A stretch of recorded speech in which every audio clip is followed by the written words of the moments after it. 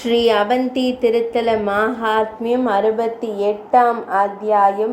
அகண்டேஸ்வரரின் மகத்துவம். சனத்குமாரர் கூறினார், வியாசமா முனிவரே, மிகவும் புண்ணியமான மற்றும் மிகவும் அற்புதமான தேவ பிரயாக தீர்த்தத்தின் கதையை கேளுங்கள்.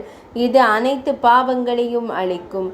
எதிரிகளை எரிப்பவரே, தீர்த்தம் இருக்கும் இடத்தில் தேவர்களின் பெரிய இடம் உள்ளது. சோம தீர்த்தத்தின் வடக்கிலும் பிரயாகையின் தெற்கிலும் சிப்ரா நதியின் கிழக்கிலும் தீர்த்தம் நிறுவப்பட்டுள்ளது. தீர்த்தத்தில் புனித நீராடிய பின்னர் ஒரு மனிதன் பகவான் மாதவர் என்ற சிறந்த சூரரை தரிசிக்க வேண்டும். அவர் அனைத்து நன்மைகளையும் அளிப்பவர், தேவர்களின் இறைவன், பிரபஞ்சத்தின் இறைவன். அவருக்கு விரும்பிய அனைத்து பொருள்களையும் வழங்குகிறார். அங்குள்ள ஆனந்த பைரவர் அனைத்து தேவர்களாலும் வணங்கப்படுகிறார். அவரை தரிசிப்பதன் மூலம் மட்டுமே ஒருவரின் பாவங்களை முற்றிலுமாக அழிக்க முடியும். வியாசமா முனிவரே, பைரவரால் ஒருபோதும் அவரை துன்புறுத்த இயலாது. சொர்க்கத்தின் வாயிலில் வியாசமா முனிவரே மனிதன் அச்சமற்றவராகிறார். அன்பானவரே, அடுத்து 10 மனிதர்களின் சேர்க்கை தசாலா என்று அழைக்கப்படுகிறது. ஜேஷ்ட மாதமான ஆனி மாதம் பிரகாசமான பாதியில் 10வது நாள் புதன்கிழமை, ஹஸ்த நட்சத்திரம், காரானந்த யோகம், வானியல் சேர்க்கை, வியாதி பாதம், கன்னியில் சந்திரன், ரிஷபராசியில் சூரியன், அதாவது ரிஷபராசியில் சூரியன். அந்த நேரத்தில் கங்கை நதி தோன்றியது. அது ஒரு நல்ல சந்தர்ப்பம். அங்கு ஒரு மனிதன் புனித நீராடினால் அனைத்து தீர்த்தங்களின் பலனையும் பெறுவார். இனி வியாசமா முனிவரே, அகண்டன் என்ற பெரிய தீர்த்தத்தின் கதையை கேளுங்கள். ஒருவர் அதை மட்டும் செவிமடுத்தால் அவர் விரத பங்கத்தின் விரதங்களில் குறுக்கீடு அல்லது முறிவு அவற்றை தவிர்ப்பார். ஒரு காலத்தில் பிரம்மத்தை அறிந்தவர்களில் மிகச்சிறந்த ஒரு பிராமணர் இருந்தார். அவர் தர்ம சர்மன் என்று நன்கு அறியப்பட்டார். அவர் தூய்மையானவர், எப்போதும் நல்ல நடத்தையில் ஈடுபட்டார். அவர் பல விரதங்களை கடைபிடித்து வந்தார். அவர் வேதங்கள் மற்றும் வேதாங்கங்களில் தேர்ச்சி பெற்றவர். மேலும் தனது புலன்களின் மீது முழுமையான கட்டுப்பாட்டை கொண்டிருந்தார். ஆனால் ஏதோ ஒரு தவறு காரணமாக அவரால் எந்த விரதத்தையும் முறையாக நிறைவடைய அதாவது முடிக்க இயலவில்லை. இவ்வாறு அதிக நேரம் கடந்துவிட்டது. தெய்வீக காட்சியும் மிகுந்த தபமும் கொண்ட நாரத மாமுனிவர் பிராமணரே அவரது இல்லத்திற்கு விருந்தினராக வந்தார். அதன் பிறகு பிராமணர் மிகுந்த மரியாதையுடன் எழுந்தார். மகான் கட்டளைகளில் விதிக்கப்பட்டுள்ள முறையில் அவர் நாரத மாமுனிவரை முறையாக பெற்றார். வழிபாட்டிற்கு பின்னர் சிறந்தவர் பிராமணர் சிறந்த முனிவர். பிராமணர் சிறந்த முனிவரிடம் கூறினார், புனிதமானவரை, தங்கள் மனக்கண்ணால் அறிவுசார் பார்வையால் எல்லாம் தங்களுக்கு தெரியும். பாவமற்றவரே, ஆனால் எங்கள் தரப்பில் ஏதோ தவறு நிகழ்ந்திருப்பதாக நான் அஞ்சுகிறேன். ஏதோ பாவத்தின் தொடர்பு காரணமாக விரதங்களில் நிச்சயமாக இடையூறு ஏற்பட்டது. பிரம்மாண்டமே, அதற்கான காரணத்தை கூறுங்கள். இங்கே என்ன தவறு இருக்கிறது? நாரத மாமுனிவர் கூறினார், மகானான பிராமணரே, முன்பு தாங்கள் செய்ததை கேட்கலாம். நீங்கள் மகாராஷ்டிரத்தில் நன்கு அறியப்பட்ட பிராமணராக இருந்தீர்கள். செல்வத்தை சேமிக்கும் பழக்கத்திற்கு அடிமையானீர்கள். இந்த பிராமணர் பிரம்மதத்த என்று அழைக்கப்பட்டார். அவர் வேதங்களையும் பிராமணர்களையும் கண்டித்து வந்தார். அவர் செல்வத்தின் மீது பேராசை கொண்டவர். அவர் மற்றவர்களிடம் ஆக்ரோஷமாக இருந்தார்.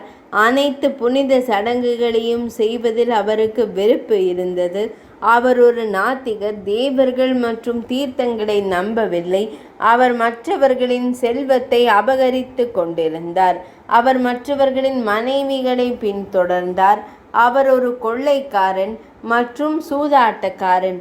முதுமை தொடங்கியவுடன் அவர் தனது செல்வத்தை இழந்தார். அவர் ஒரு தாழ்ந்த மற்றும் வீழ்ந்த மனிதனாக இங்கும் அங்கும் அலையத் தொடங்கினார். திருடும் நோக்கத்துடன் மிகுந்த கிளர்ச்சியுடன் ஒரு நதிக்கரைக்கு வந்தார். அவர் பயணிகளுடன் கலந்தார். சிறிது நேரத்திற்கு பிறகு தீய வெறுக்கப்பட்ட ஒருவர் நோயால் பாதிக்கப்பட்டு இறந்தார்.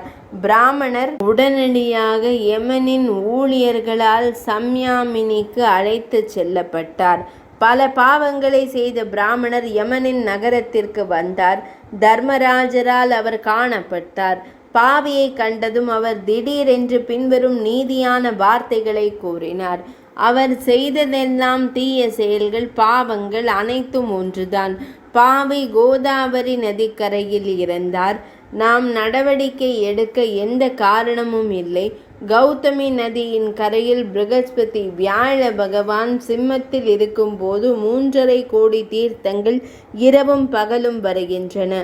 அவர்கள் உடனான தொடர்பு காற்றின் மூலம் அவரது உடலில் ஏற்பட்டது. மீண்டும் அந்த புண்ணியத்தின் செயல்திறன் காரணமாக அவரை சமாளிக்க எங்களுக்கு போதுமான காரணம் உள்ளது. அவர் உங்களால் பிடிக்கப்படக்கூடாது. என் ஊழியர்களே, உதவியாளர்களே, அன்பானவர்களே, அவரை விடுவியுங்கள். இவ்வாறு பிராமணர் அவர்களால் விடுவிக்கப்பட்டார். அவர் மீண்டும் ஒரு பிராமணராக பிறந்தார். அந்த ஆண்டுகளின் தீமைகளால் தான் நீங்கள் விரத பங்கி, உடைந்த விரதங்களை கொண்டவர் ஆகிவிட்டீர்கள். பிராமணர் கூறினார், புனிதமான ஐயா, எந்த வழியில் எல்லா பாவங்களும் நீங்க வேண்டும்? என்ன தவம், என்னதான் நான் செய்ய வேண்டும்? எந்த தீர்த்தத்தில் நான் நீராட வேண்டும்? விரத பங்கத்தை விலக்க என்ன புண்ணியம் கிடைக்கப் பெறும்? நாரத மாமுனிவர் கூறினார், சிறந்த பிராமணரே, கேட்பீராக. மகா காலவனம் நன்கு அறியப்பட்டவர். அங்குதான் உண்மையை அறிந்த முனிவரால் ருத்ரசரஸ் என்ற ஏரி உள்ளது. சிறந்த பிராமணரே, அங்கு கோடிக்கணக்கான சிறந்த தீர்த்தங்கள் உள்ளன. எனவே பிராமணரே, அது நித்திய கோடி தீர்த்தமாக புகழ் பெற்றது. அந்த தீர்த்தத்தின் வடக்கே அனைத்து ஆசைகளையும் அளிக்கும் மற்றொரு தீர்த்தம் உள்ளது. அது அண்டசரஸ் என்ற பெயரில் நன்கு அறியப்படுகிறது. அது அகண்டேஸ்வரரின் அருகில் உள்ளது. அதை தரிசிப்பதன் மூலம் மட்டுமே அனைத்து யஜ்ஞங்களின் பலனையும் பெறலாம். எனவே அன்பானவரை, எல்லா வழிகளிலும் அங்கு செல்லுங்கள், தாமதிக்காதீர்கள். அவரது வார்த்தைகளை கேட்ட பிராமணர் குமுத்வதிக்கு சென்றார். அவர் அண்ட சராசரத்தில் நீராடி, வியாசமா முனிவரே, பகவான் மகேஸ்வரரை தரிசித்து உடனடியாக புண்ணிய உலகங்களை அடைந்தார். வியாசமா முனிவரே, அத்தகைய சிறந்த மகா தீர்த்தம் அகண்டேஸ்வரம். 68ஆம் அத்தியாயம் இனிதே நிறைவடைந்தது.